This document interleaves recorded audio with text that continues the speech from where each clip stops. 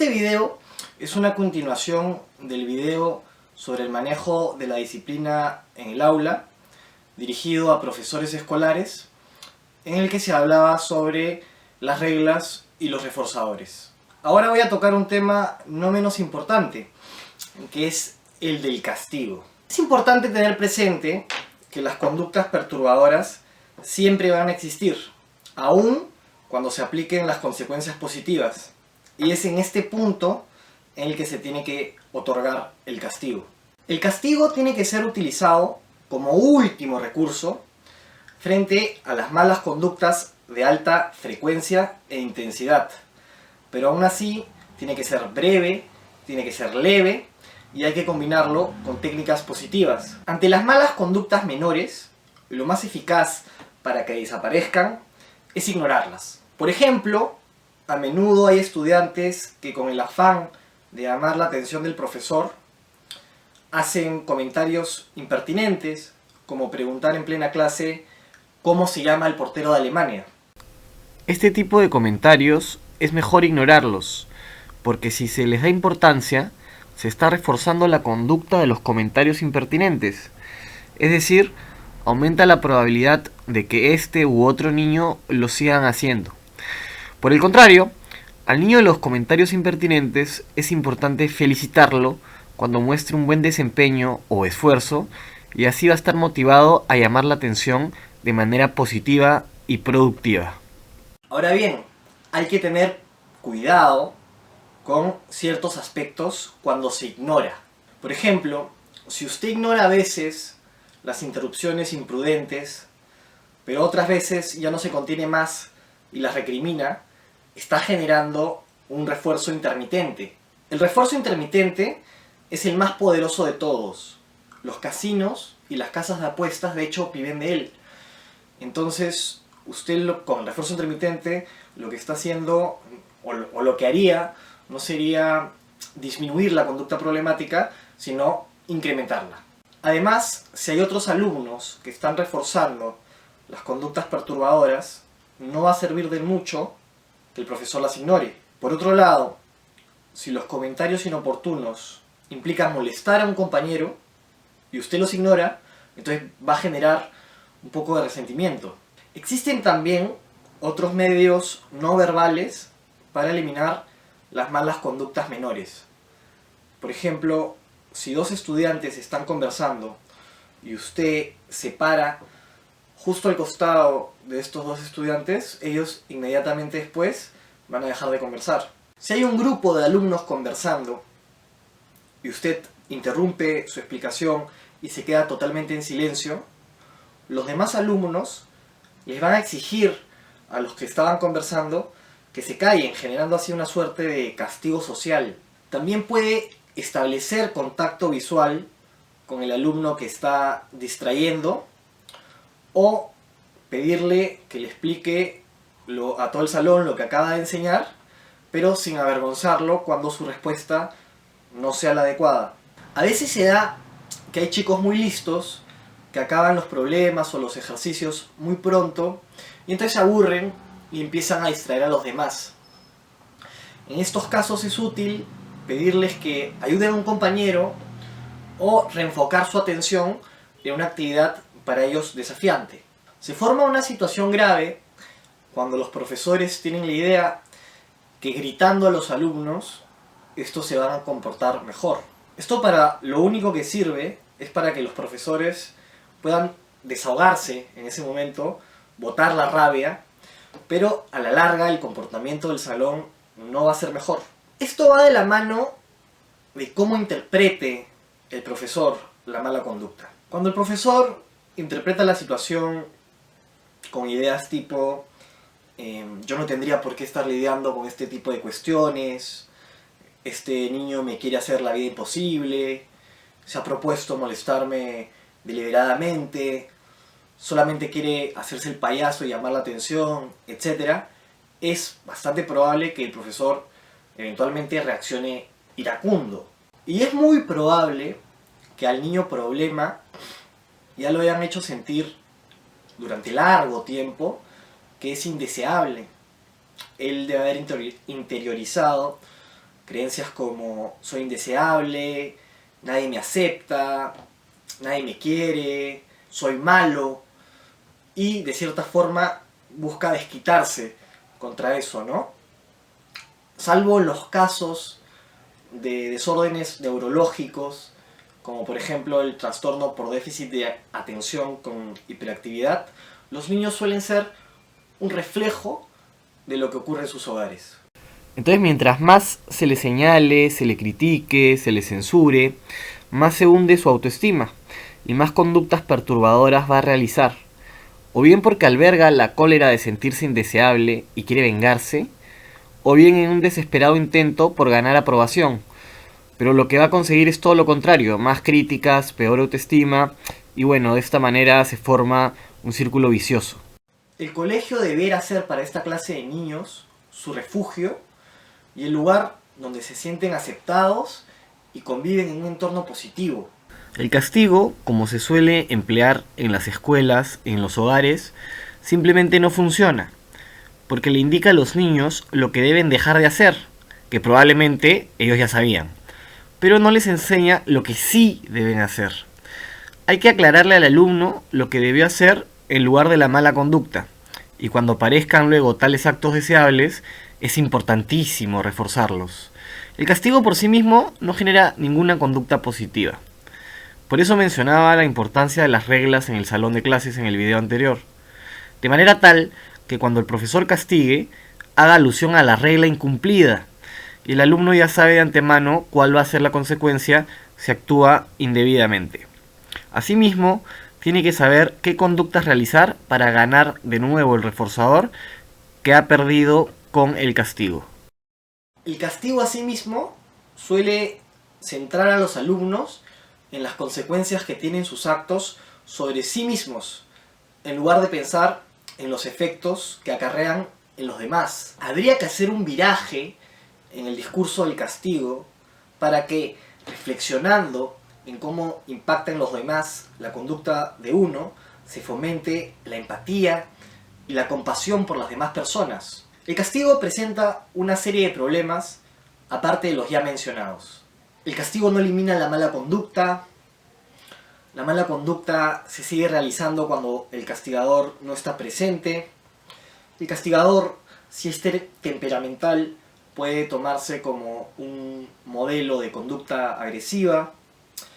El niño puede aprender de él la poca tolerancia a la frustración y que uno ha de estallar por cualquier cosa cuando las cosas no son como uno quisiera.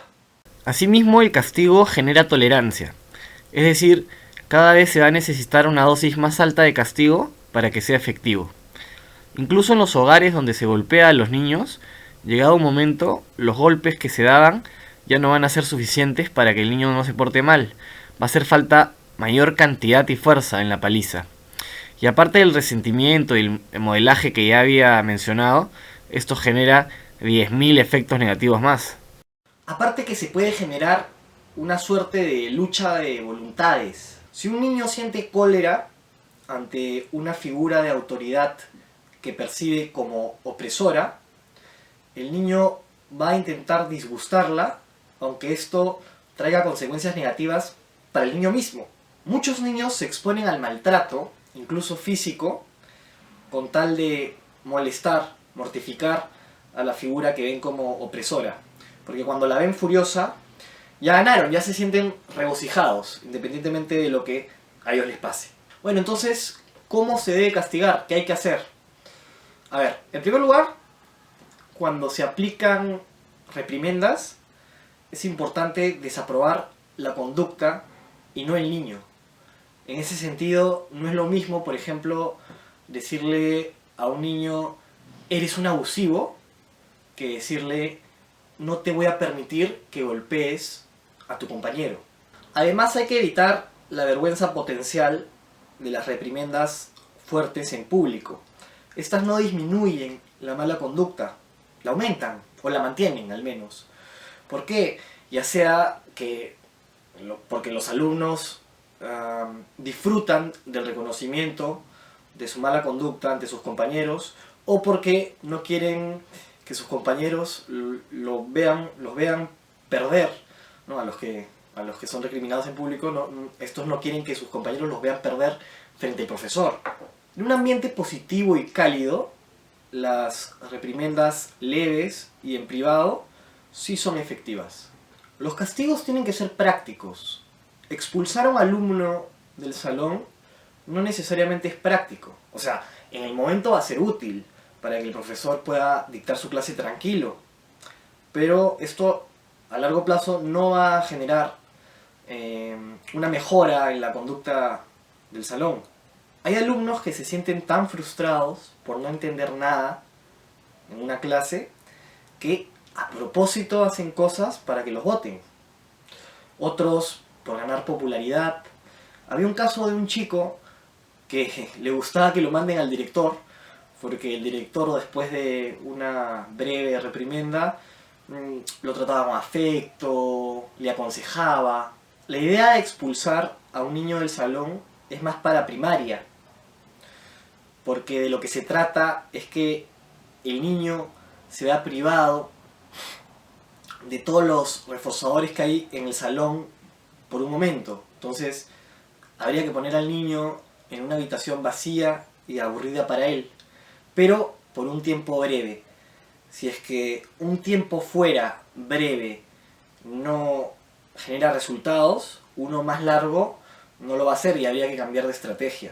En secundaria, cuando un alumno se comporta mal para llamar la atención de sus amigos, es útil retirarlo del grupo de sus amigos y ponerlo en otro grupo, porque de esta manera este castigo sí consiste en un verdadero tiempo fuera.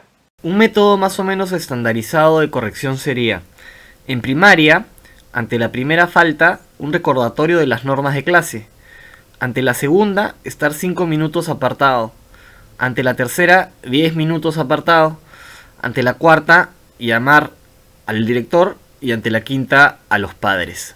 Y en secundaria, ante la primera falta, el recordatorio o cambiar al alumno de asiento; a la segunda, quedarse 1 minuto después de que suene la campana del recreo; a la tercera, 2 minutos después de la campana; a la cuarta, llamar al coordinador; y a la quinta, al director.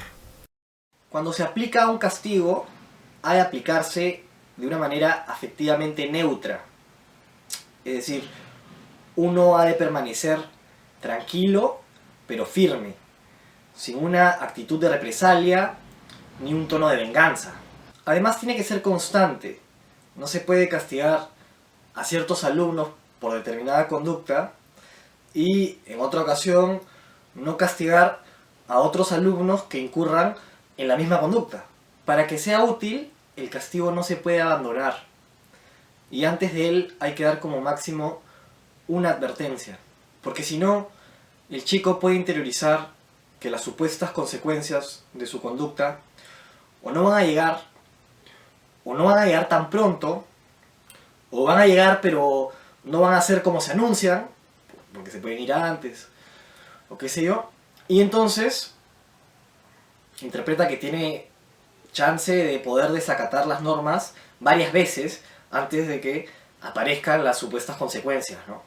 Hay que destacar las acciones de los alumnos y no sus promesas, porque si el castigo remite cuando el alumno promete que va a cambiar y no cuando efectivamente cambia, entonces lo que se está reforzando es el acto de realizar promesas, no el cambio conductual. Para conseguir no abandonar un castigo es importante resaltar algo obvio, y es que el castigo tiene que ser proporcionado y nunca puede ser peor que la mala conducta.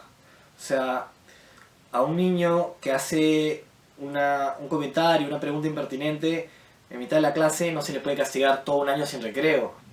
Y por otro lado, a un compañero que destruye el cuaderno de su amigo no se le puede dar simplemente una reprimenda. Hemos hablado de ignorar las malas conductas menores y de aplicar el castigo ante malas conductas un poco más graves. Sin embargo, antes que aplicar el castigo, es preferible aplicar el reforzamiento negativo. Pero para ello hay que estructurar la situación, el contexto, el ambiente, para que el reforzamiento negativo sea factible. Muchas veces, por no aplicar el reforzamiento negativo, se crea una especie de círculo vicioso de la desobediencia. Suele pasar muchas veces en casa y en el colegio, por ejemplo, podría manifestarse de la siguiente manera. El profesor da una indicación. Por decir cualquier cosa, le dice a los alumnos guarden sus cosas. Pero nadie le hace caso. Entonces pasa un minuto y va subiendo de tono en la orden y así poco a poco va subiendo y va subiendo hasta que cuando pasaron los 5 minutos o más, no sé, pega tremendo grito, golpea el pupitre y dice ¡guarden sus cosas! Y entonces ahí recién los alumnos le hacen caso ya atemorizados, ¿no? Ahí se está reforzando la desobediencia, porque los niños ya ganaron todo ese tiempo de relajo entre la primera indicación y el grito. Y además, después ya sabrán que no habrá consecuencias de temer ante la primera indicación.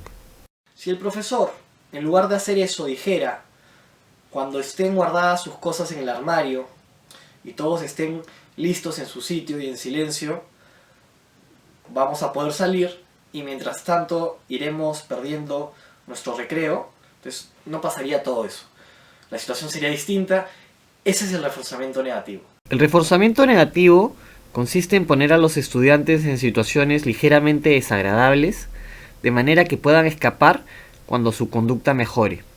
En el castigo negativo, el castigo aparece después de la conducta indeseable y el chico no puede terminarlo. En el reforzamiento negativo, el chico tiene el control de la situación.